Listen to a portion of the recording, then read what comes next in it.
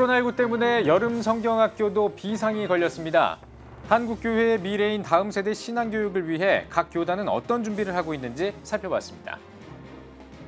개척교회 목회자를 위한 패스브레이킹 워크숍이 열렸습니다. 20년 넘게 목회자 가정을 초청해 쉼과 치유의 시간을 제공하고 목회 분야별 대안을 제시하고 있습니다.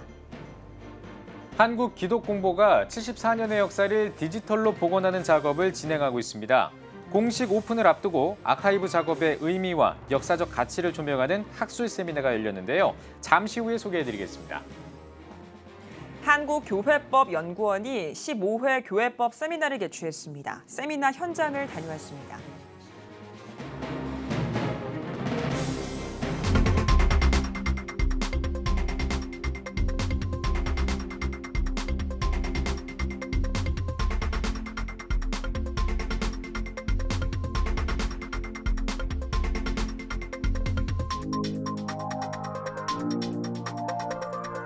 시청자 여러분 안녕하십니까? 7월 1일 CTS 뉴스입니다. 올해 교회학교 여름성경학교는 예년과 다른 상황에 놓였습니다.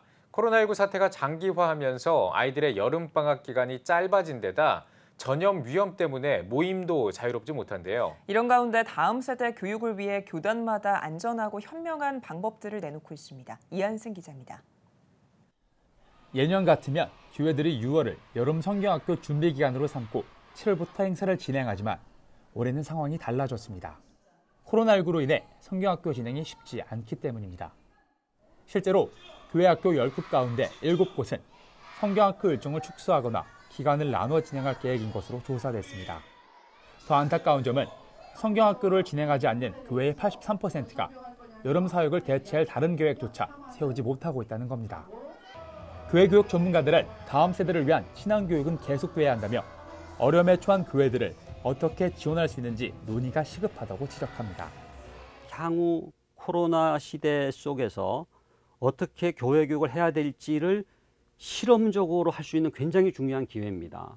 양질의 그런 교육 자료를 이러한 그 교회들에게 제공을 해서 교회가 가정에 이것을 이렇게 보내줌으로써 가정에서 여름 성경학교, 여름 수련회를 경험할 수 있도록 돕는 거, 저는 이것을 제안하고 싶습니다. 이에 예장통합총회는 성경학교 운영을 위한 구체적인 프로그램과 안전지침 보급에 나섰습니다. 이번에 기획한 프로그램은 교회용, 온라인용, 교회와 온라인용 등 3가지 방식으로 코로나19 사태에 각 교회가 유연하게 대처할 수 있도록 구성됐습니다. 또 예장통합총회는 모든 교회학교의 예배와 모임 회복을 위해 오는 5일 주일을 시작으로 7월 한 달을 교회학교 회복의 날로 정해 지켜줄 것을 권장하고 있습니다. 좀 작은 교회도 인력이 부족한 교회들도 여기에 동참할 수 있도록 하기 위해서 저희가 이제 자료들을 준비했는데요.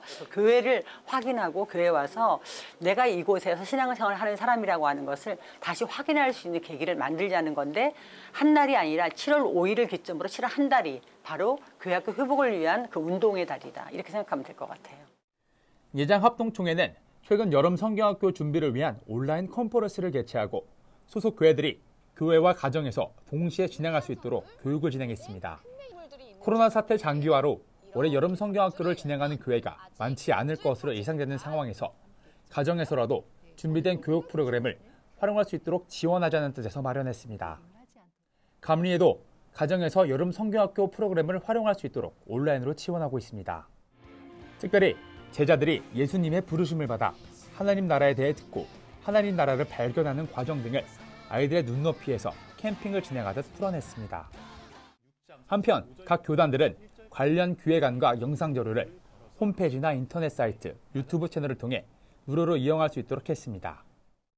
코로나19로 위기에 처한 이때 미래를 이어갈 다음 세대들을 위해 하나님이 더 크게 일하실 이번 여름을 기대하고 있습니다. CTS 뉴스 이한승입니다. 매년 작은 교회와 개척교회 목회자 가정을 초청해 격려하고 목회 분야별 대안을 제시하는 단체가 있습니다. 패스브레이킹 기도연구소가 주최한 21차 패스브레이킹 워크숍 현장을 다녀왔습니다. 최대진 기자입니다. 강의에 집중하고 있는 사람들. 이곳은 패스브레이킹 기도연구소가 준비한 제21차 패스브레이킹 목회 워크숍 현장입니다. 포스트 코로나 시대에 충만한 교회의 길찾기를 주제로 열린 이번 워크숍은 작은 교회와 개척교회 목회자 30가정을 초청해 진행했습니다. 이 워크숍은 연구소 원장인 서초교회 김성년 원로 목사가 20년 넘게 작은 교회와 개척교회를 섬기기 위해 진행해온 특별한 사역입니다. 목회자 자신뿐만 아니라 목회자 가족까지 부모, 사모님과 그리고 자녀들까지 돌보는 그런 워크숍입니다. 그래서 이 워크숍을 통해서 우리 목회자들이 이곳에 와서 치유되고 회복되어지고 그리고 가정까지 회복되어지는 그런 은혜가 있습니다. 사흘간 진행한 워크숍은 충분한 쉼과 치유를 제공하는 한편 주강사인 김성년 소장을 비롯해 전아리교회 조한권 목사, 서울신대 최인식 교수, 하이패밀리 송기론 대표, 히즈미션 이현우 대표 등이 포스트 코로나 시대 목회 분야별 대안을 제시했습니다. 페이스 브레이킹 워크숍을 통해서 먼저 저희 교회가 말씀과 기도로 이제 교회가 든든히 세워져 가야 하는데 어떻게 기도해야 하고 또 개척 초기에 어떠한 프로그램과 사역을 통해서 교회가 세워갈 수 있는지 구체적인 해답을 찾을 수 있는 좋은 시간이 되리라 기대하며 그러한 마음으로 참석했습니다. 실제로 지금 교회가 많은 어려움들을 겪고 있잖아요. 교인 수 감소, 이제 저성장 시대에 교회도 예외일 수 없는 상황 가운데서 어떻게 교회를 세워 나가야 될지 이제 개척을 또 해야 되니까 거기에 대한 어떤 정말 하나님의 음성을 좀 들었으면 좋겠고 길들을 좀 찾았으면 좋겠고 그렇게 해서 건강한 교회 이 시대를 다시금 하나님께로 인도할 수 있는 그런 교회를 좀 세우고 싶습니다. 김성년 소장은 어려운 시기일수록 길을 만들어가는 패스브레이킹 정신이 필요하다며 예수님 한 분으로 충분하다고 강조했습니다. 지금이 포스트 코로나 시대로서 우리 개척 목회자들이 그 어느 때보다도 어렵죠. 목회 원리가 무엇인지 그 원리를 제대로 배워서 그 원리를 가지고 나만의 부르심의 목회의 길을 걸어갈 때 반드시 승리하게 될 줄로 믿습니다. 패스브레이킹 기도연구소는 전국 지부 각 지역교회에서 기도 부흥 집회를 개최하는 한편 4학기제 쉬지 않는 기도 아카데미를 진행하고 있습니다. CTS 뉴스 최대진입니다.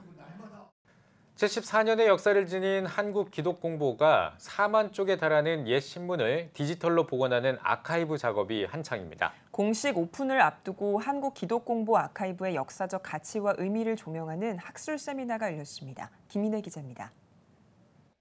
한국기독공보가 한국장로교 역사학회와 함께 한국교회 역사 디지털을 만나다를 주제로 디지털 아카이브 학술 세미나를 개최했습니다.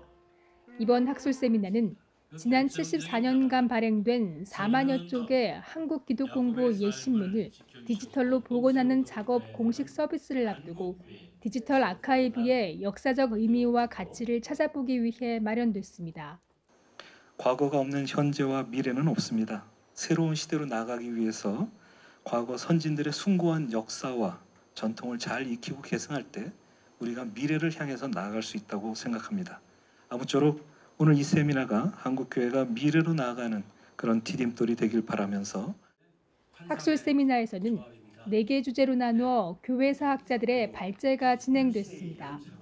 발제자들은 한국기독공보의 아카이브 작업이 한국교회사의 한 획을 긋는 사건이라고 평가했습니다. 서울장신대학교 정병준 교수는 기독공보는 2번의 폐간과 속간, 3번의 제호 변경을 겪으며 한국교회 공기로서의 정체성과 제도적 자립을 구축하고 예언자적 사명을 수행했다고 강조했습니다. 한국기독공보가 그 시기에 대중화될 수 있고 자립적 토대를 마련할 수 있었던 것은 어쩌면 예언적 사명을 수행하다 고난받는 공보의 모습이 애정과 신뢰를 더 획득하게 하지 않았는가. 교회 구조의 보수성과 공보의 진보성이 불협화음을 보였지만 경영과 편집이 분립됐고 필진의 자유가 상당히 존중되었습니다.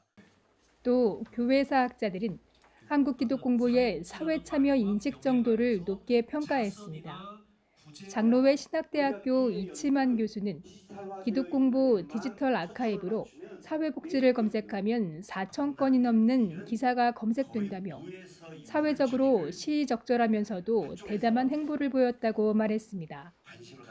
그 기사들을 검색해 보면 지속적으로 사회복지라고 하는 용어를 씀으로써 사회복지에 대한 나름의 철학이 있었다. 그거는 그 검색 건수만 봐도 됩니다. 4036건.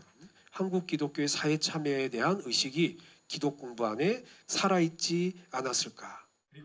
학술 세미나에서는 이외에도 디지털 새로운 시대에 따른 세상과의 소통, 남녀 평등의 가치 실현, 사회적 약자 위로 등 한국 기독 공부의 과제가 제시됐습니다.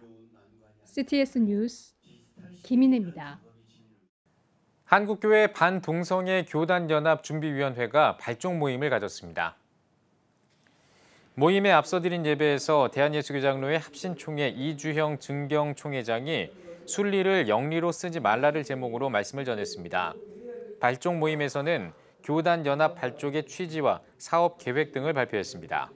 준비위원회는 차별금지법은 성윤리를 무너뜨리고 가정을 파괴하며 동성애 반대자들의 자유를 박탈하는 심각한 전체주의적 독재법이라며 이것이 완전히 폐기될 때까지 지속해서 노력할 것이라고 전했습니다. 이어 정부와 국회에 양성평등을 비롯해 양심과 종교, 표현의 자유 등을 신장하는 법안 제정을 요구했습니다. 한국교회법연구원이 15회 교회법 세미나를 열었습니다. 하나님의 법과 다음 세대 청소년 교육을 주제로 열린 세미나에서 대한예수교장로회 통합총회 김순권 증경총회장이 한국교회여 코로나 이전을 기억하라를 제목으로 말씀을 전했습니다. 이어진 세미나에서는 김영훈 숭실대학교 전 대학원장과 충북대학교 정영수 명예교수 등이 차별금지법의 규범적 문제점, 다음 세대 청소년 교육의 사명과 과제를 주제로 발표했습니다. 한국교회연합 여성위원회가 미혼모자 공동생활가정 꿈나무에 자립지원금과 아기용품을 전달했습니다.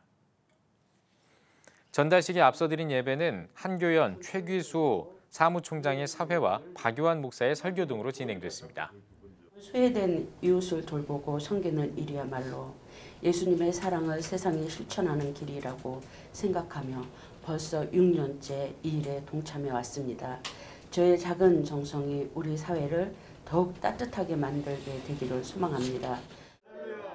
한국교회연합 여성위원회는 6년째 사회적 약자를 위한 나눔과 섬김의 일환으로 미혼모자 공동생활가정인 꿈나무를 지원하고 있습니다. 유니세프가 2020 아동폭력 예방 세계 현황 보고서를 발표했습니다.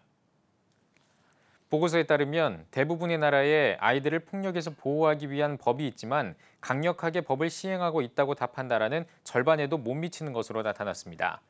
최초로 18세 미만 어린이 전체를 대상으로 작성한 세계 살인 지표 보고서에서는 2017년 기준으로 전 세계에서 어린이 약 4만 명이 살인 사건으로 목숨을 잃은 것으로 집계됐습니다. 유니세프 한국위원회 이기철 사무총장은 코로나19로 가정에 머무는 시간이 늘어났지만 그 시간이 고통인 아이들이 전 세계에 많이 있다며 아동은 권리의 주체이자 독립된 인격체라는 것을 우리 사회가 기억해 주길 바란다고 전했습니다.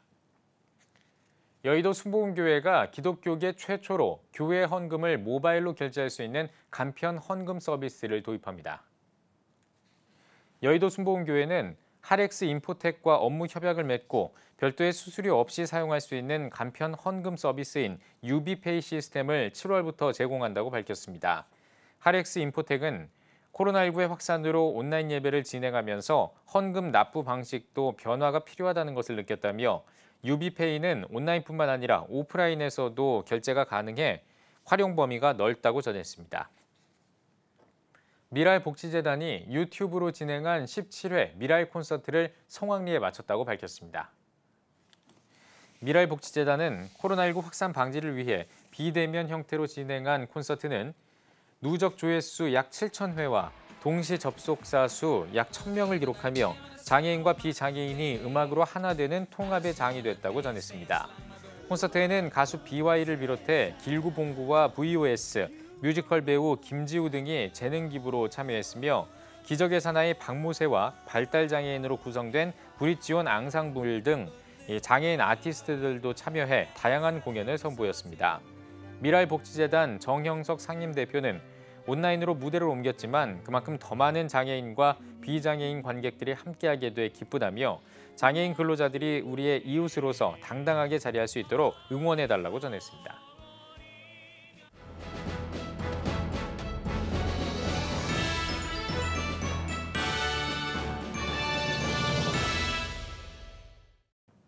전국 각 지역별 네트워크 뉴스입니다. 포항 침례교회가 6월 한 달 동안 미스바 특별 새벽 기도회를 진행했습니다.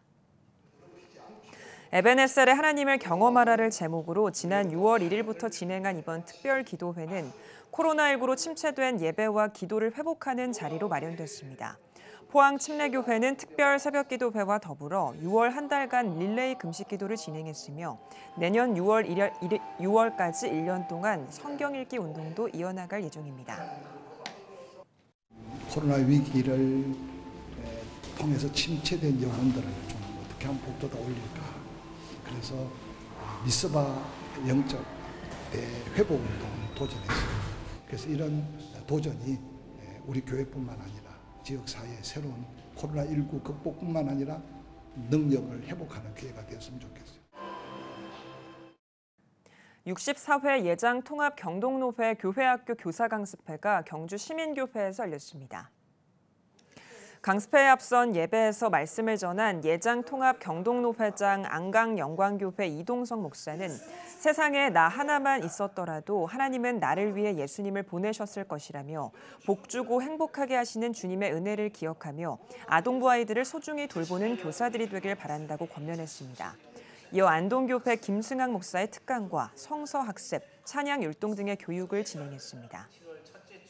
한국예비역 기독군인회 울산지회와 7765 부대, 가고 싶은 교회 등이 주관해 양문교회에서 6.25 한국전쟁 70주년 기념 민군 연합예배를 드렸습니다. 시온성교회 전재현 목사는 그리스도인이라면 느헤미야처럼 나라의 아픔을 내 아픔으로 여기고 나라를 위해 기도해야 한다며 하나님이 지켜주신 나의 나라 대한민국의 소중함을 잊지 말아야 한다고 전했습니다. 6.25 한국전쟁 10주년 맞이해서 6.25가 얼마나 중요한 것인지를 잘 알리고 홍보하기 위해서 오늘 우리 양문교회에서 양문교회와 또 군인교회 또 지역교회 잘 연합해서 함께 예배드리면서 6.25를 알리고 하는 행사를 하고 있습니다. 말씀에 이어 코로나19로 예배에 참석하지 못한 7765 부대 4대대 장병들의 영상 특송과 울산시 낭송회 송영순 회장의 호국시 낭송, 참석한 모든 성도들의 애국가 제창 순서를 진행했습니다. 한국예비역 기독군인회 울산지회는 울산 지역에서 복무하는 장병들에게 군 보구마로 신앙 전력을 증강하고 국가안보의 중요성을 전하기 위해 설립돼 군부대 순회예배, 장병문화 활동 지원, 군인교회와 협력체제 유지 등 다양한 사역을 펼치고 있습니다. 울산 삼산제자교회가 장로 집사 권사 임직 감사 예배를 드렸습니다. 일부 예배에서 예장 고신 울산 남부노회 서성영 노회장은 예수를 온전히 믿는 충성된 자라야 하나님께 쓰임받을 수 있다며 임직자 모두가 온전히 예수의 사람이 되길 바란다고 전했습니다. 2부 임직식에서 신상권 백이실 장로의 서약과 안수기도 악수례에 이어 집사권사 6명의 임직식을 진행했습니다. 또한 이명동 담임목사의 공포와 권면, 축사, 선물 증정 시간도 가졌습니다. 한국어린이전도협회 목포집회가 2020년 1차 여름성경학교 교사강습회를 열었습니다. 하나님의 전심갑주 빅토리 어드벤처를 주제로 열린 강습회에서 강사로 나선 한국어린이전도협회 목포집회 대표 모성훈 목사는 그리스도인의 선한 싸움은 진실함과 정직함에서 시작한다며 하나님의 전신갑주를 취해 영적으로 싸우는 아이들을 세울 수 있도록 거룩하게 훈련된 교사들이 일어서야 한다고 전했습니다. 이어 강습회에서는 여름 성경학교 운영 길라잡이와 코너 학습, 활동 설교 시범 등을 진행했습니다. 한국어린이전도협회 목포집회는 코로나 사태 속에도 매주 월요일 온라인 실시간 생방송으로 새소식반 강습회를 진행하며 목포 지역 다음 세대 복음화를 위해 힘쓰고 있습니다. CTS 전북방송이 교회학교 부흥과 어린이 합창의 활성화를 위해 전주 새소망교회에서 어린이 찬양대회 드림모아 페스티벌을 열었습니다. 올해로 12회를 맞는 드림모아 페스티벌은 전북 지역 교회들과 전라북도 교육청, 전주시 등의 후원으로 진행됐으며 전주 안디옥, 전주 드림, 남양 반석교회 등 전북 지역 19개 교회학교 초등학생 100여 명이 참여했습니다. CTS 호남본부 김영만 본부장은 어린이들의 깨끗한 마음밭에 심어진 찬양의 씨앗이 능력이 돼 다음 세대를 위한 선교 사명을 충실히 해내는 일꾼들로 성장하길 소망한다고 인사말을 전했습니다.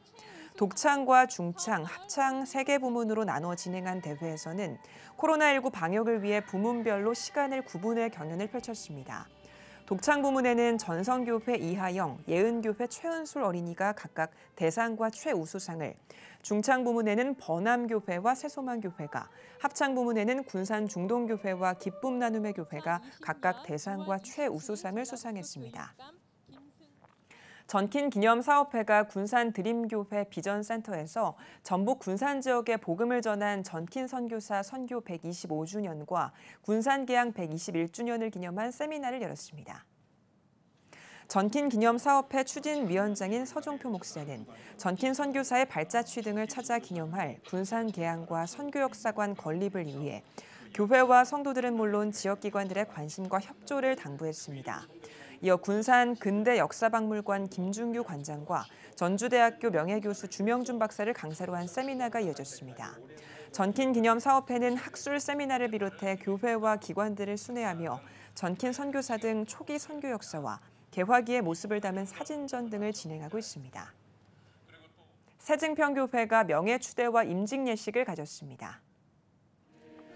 세증평교회 추용환 목사의 사회로 진행한 임직 예배에서 기독교 대한성결교회 청주지방회장 정정회 목사는 주님이 기억하는 일꾼은 하나님을 경외하고 백성을 구제하며 기도하는 사람이라면서 은혜와 축복이 가득 넘치는 주의 일꾼이 되길 바란다고 전했습니다.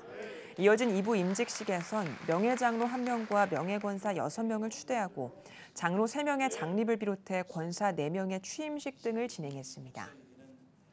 오대산 솔숲교회가 창립 60주년 임직식과 봉헌식을 진행했습니다. 예배로 시작한 일부 순서에서 기독교 대한성결교회 강원 동지방회장 이상진 목사는 으뜸이 되는 리더란 제목으로 설교를 전했습니다. 이어진 2부 예식에선 오대산 솔숲교회 최소영 목사가 집례자로 나서 명예권사 7명과 권사 4명의 취임식을 진행했습니다. 특별히 이날 본당 옆 은혜숲 교육관 봉헌식도 함께 마련했습니다. 이천 순복음교회가 교회 창립 46주년을 기념해 6월 29일부터 7월 18일까지 8차 성지3 새벽축제를 진행합니다. 성지3 새벽축제는 홍해와 신해산, 여리고 등 20일 동안 각기 다른 성경 속 장소를 주제로 진행됐습니다. 이천 순복음교회 김명현 목사는 한국교회 90% 이상의 성도들이 성지를 경험하지 못한다며 성도들과 함께한 성지순례의 은혜를 나누고 싶었다고 전했습니다. 제가 장로가 되었지만 성지를 한 번도 못 다녀왔어요. 그래서 이번 성지산 20일 통해서 제가 많이 사모했고 그래도 하루도 빠지지 않고 그래서 가지 않고도 성지를 다녀오는 그런 은혜를 충만히 받기를 원합니다. 지금만큼 하나님의 도우심이 필요할 때가 없는데 우리가 두려워 웅크리지 말고 보이지 않는 하나님을 힘입어 우리가 담대하고 평안함을 갖고자 이 한여름에 여행도 자제되고 있는 이때에 우리 주님과 함께하는 성지순례의 여행을 새벽에 성지3 새벽축제로 갖게 되었습니다. 성지3 새벽축제는 오는 18일까지 이어집니다. 올해 창립 37주년을 맞는 제주중앙성결교회가 명예권사 추대와 권사 취임 임직 감사 예배를 드렸습니다. 일부 예배에서 말씀을 전한 기성 제주지방회 회장 이희봉 목사는 하나님의 말씀 속에 살면서 내면의 깊은 곳에서 하나님을 만나는 은혜를 누리는 모든 임직자가 되길 바란다고 전하며 온유하고 겸손하신 예수님을 바라보고 영적으로 든든한 믿음의 동역자가 되길 바란다고 말씀을 전했습니다. 이어 명예권사와 권사로 임직받은 성도들의 임직식을 진행했습니다.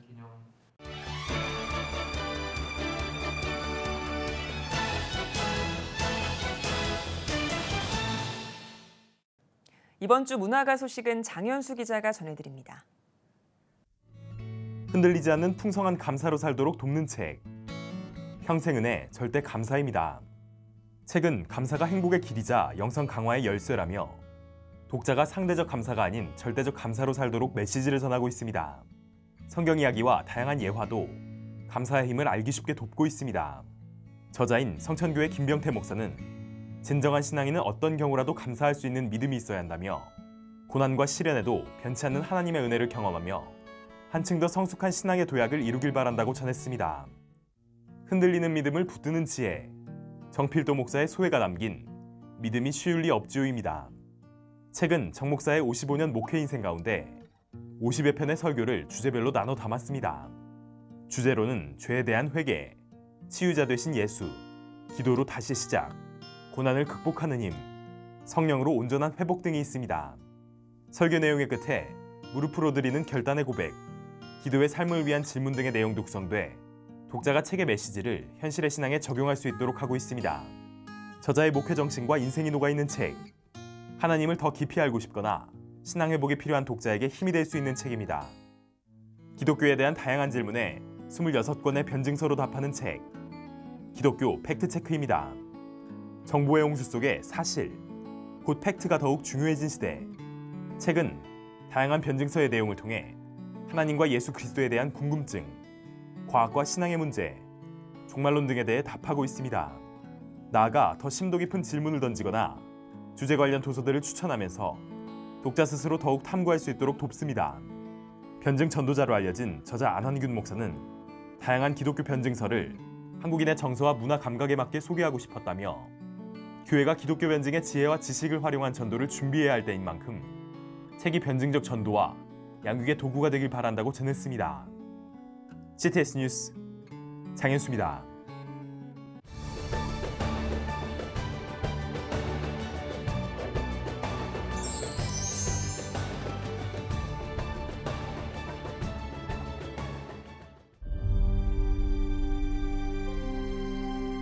(2019년 3분기) 합계 출산율 역대 최저치인 0.88명.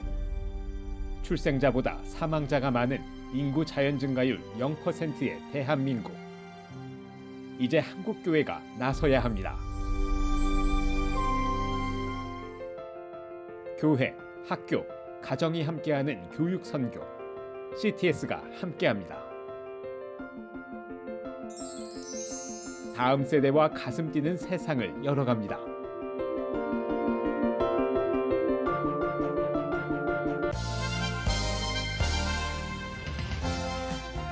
여러분은 지금 CTS 뉴스를 시청하고 계십니다.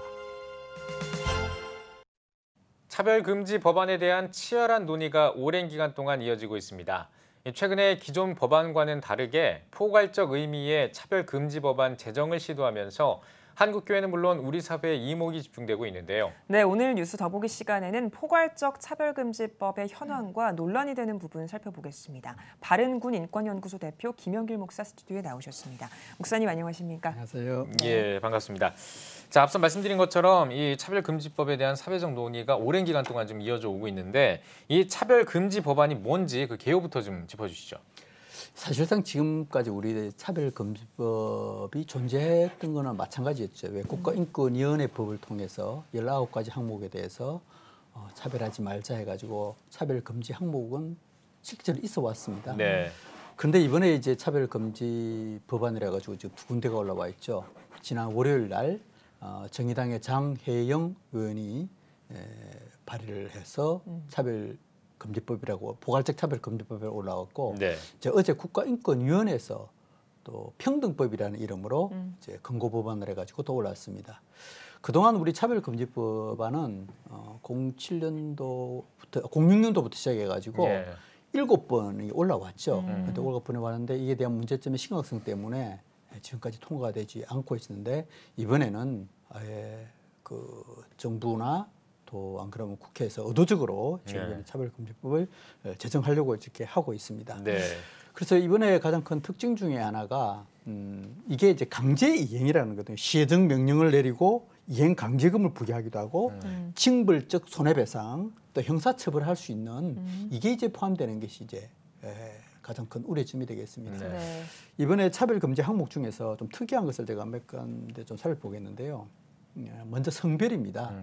성별하면 남성과 여성을 이렇게 구별하잖아요. 그런데 이번에는 성별에다가 그 외에 분류할 수 있는 성, 이걸 포함시켜 놨어요. 그러니까 성별을 차별하지 말자 그러면 남성, 여성 외에 또 다른 성이 있다는 거죠. 이거 뭐 젠더라고 이야기하기도 하고 제3의 성이라고 하고 있는데 이게 대해서 차별하지 말자는 게 들어가 있고요. 그다음에 성적 지향, 뭐 잘 알다시피 이성애, 동성애, 그리고 양성애도 포함되어 있죠. 남자도 좋고 여자도 좋고. 또 더 포괄적으로는 범성애까지 포함되어 있는 겁니다. 여기는 뭐 소아성애라든지 뭐 심지어 뭐 수관까지도 포함된 이런까지도 성적 지향을 하고 있고요. 이번에 또 특이한 것은 성별 정체성이라고 이거에 대해 차별하지 말자 이렇게 되어 있습니다. 네. 이것은 신체적 성, 즉 남성과 여성 외에 또 다른 성이 정신적 성까지도 이거 차별하지 말자 이렇게 들어가 있습니다. 또 가족 형태도 있는데요.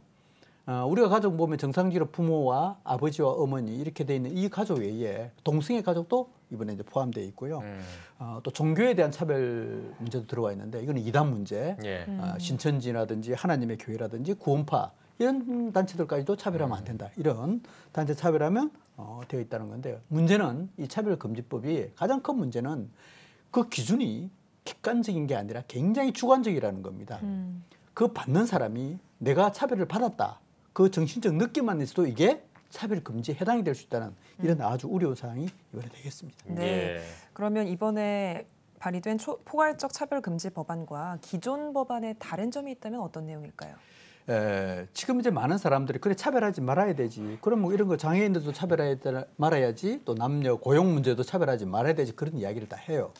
그런데 조금만 더 깊이 들어가 보면 우리나라에서 개별적 차별금지라는 게 있어요. 예를 들어 장애인 차별금지, 양성평등, 남녀 고용평등, 뭐 연령 차별금지, 뭐 외국인 차별금지. 개별적 차별금지는 충분히 지금 되어 있습니다. 이 포괄적 차별금지라는 것은 이 모든 것을 다 통틀고 특히 그 21개 또 23개 이제 장혜영 의원이 발의한 것은 23개였고 국가인권위원회에서 한 것은 21개 항목인데 그 항목에 특히 등이라는 어제 국가인권위원회에서 어제 인권위원장이 그런 말을 했어요. 이 등이라는 포함을 시켜놔서 어떤 사회적 변화에 대해서 충분히 대응할 수 있도록 좀 더 포괄적으로 하게 해서 이렇게 법안을 발의한다 이렇게 공개적으로 이야기했거든요.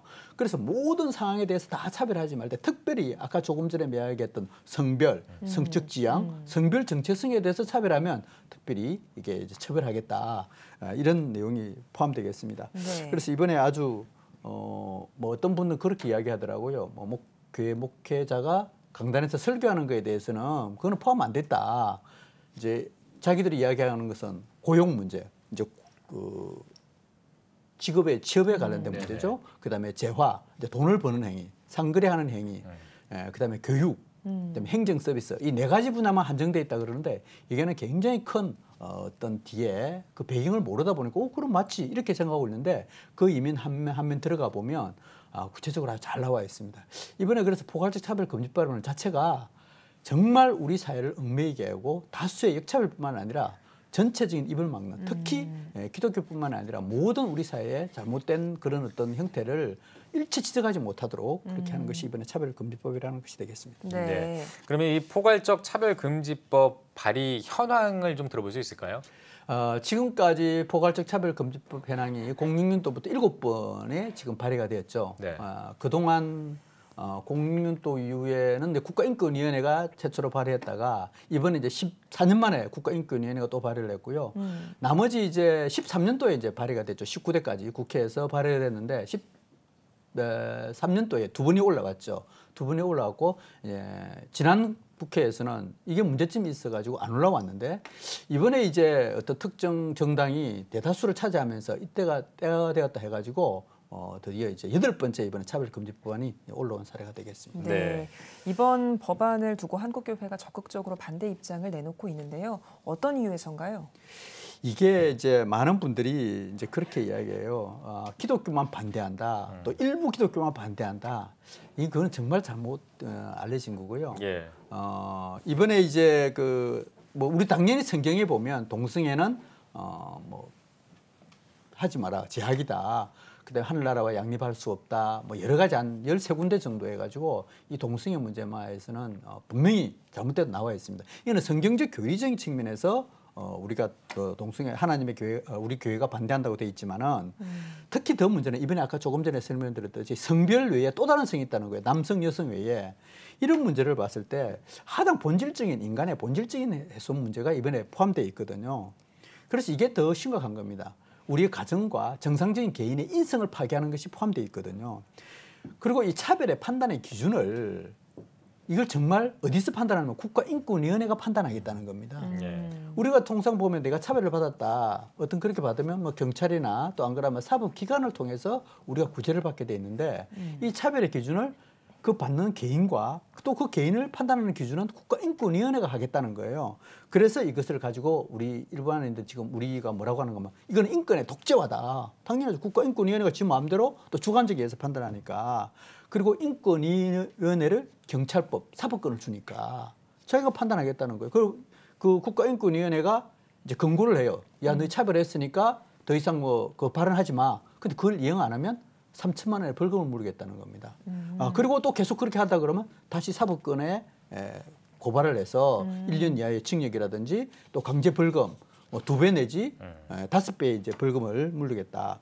그리고 이제 더 심각한 것은 반대자 처벌법입니다. 제가 이런 말을 하게 되면 이제 상대방이 이제 그런 말을 못하게 하는 거죠.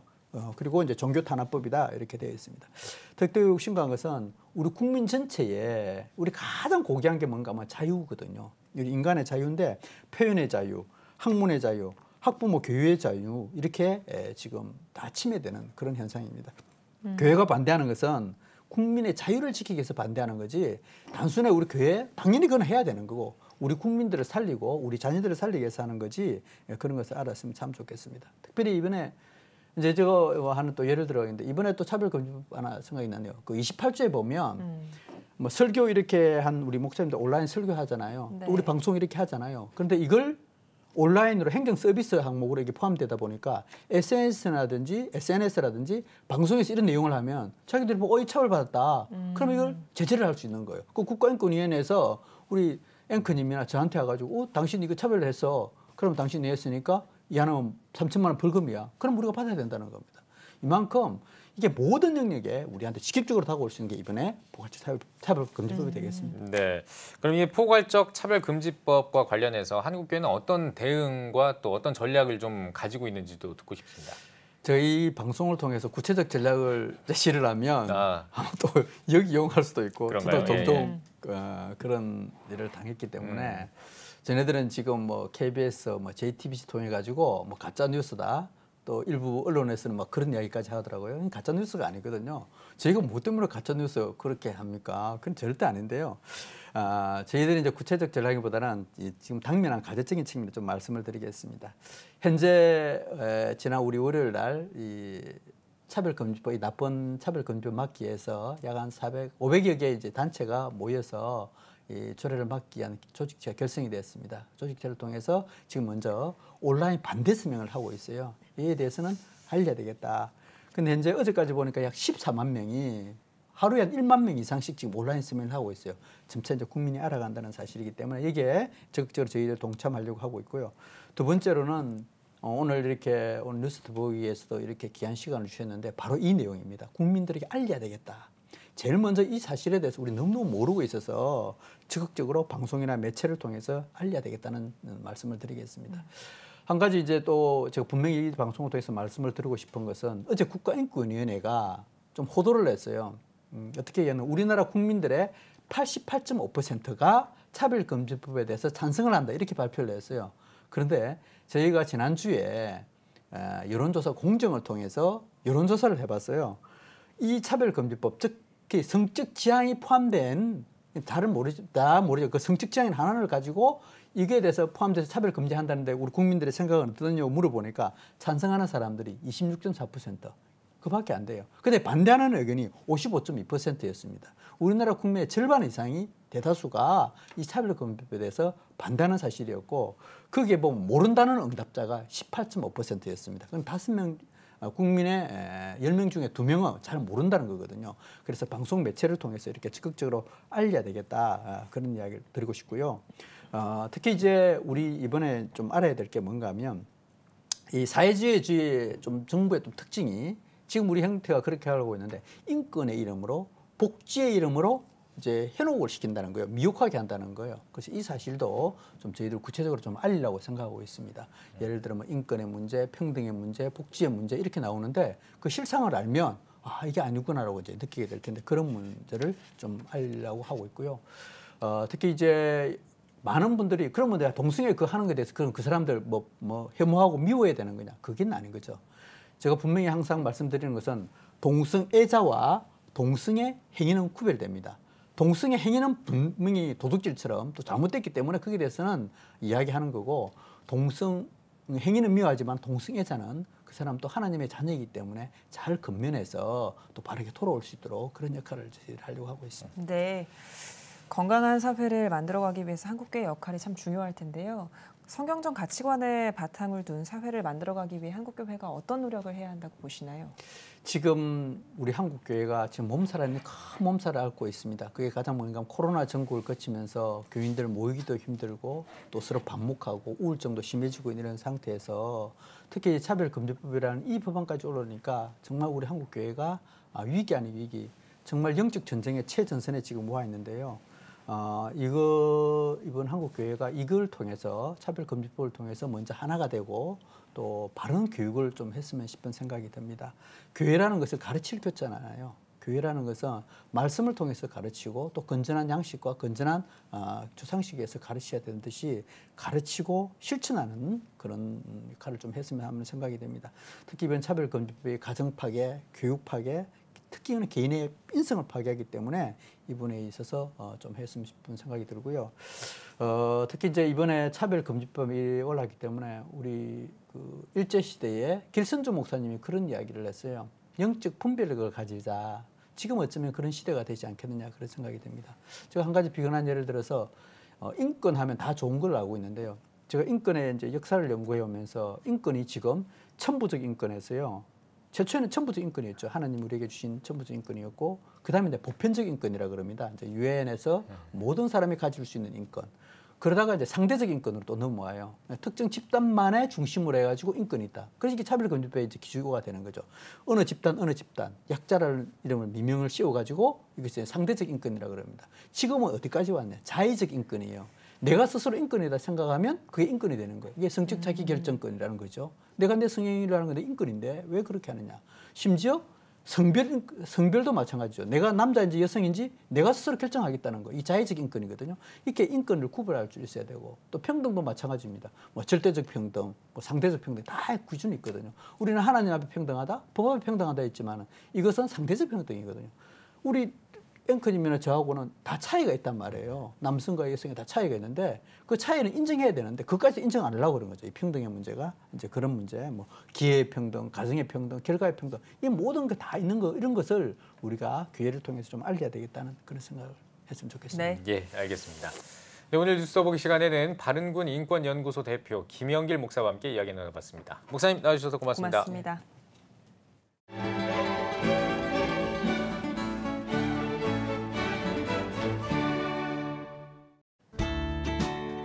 내일은 전국에 가끔 구름이 많겠습니다.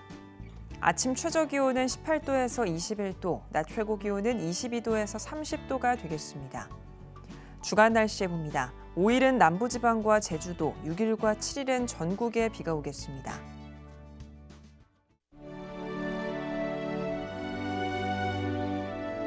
백만인 기도운동에 새롭게 참여하신 분들입니다.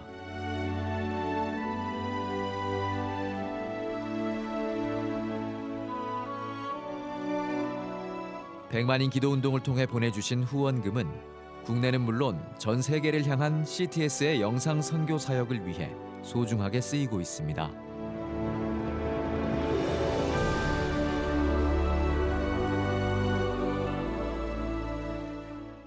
CTS 뉴스 오늘 순서 여기까지입니다. 시청해주신 여러분 고맙습니다.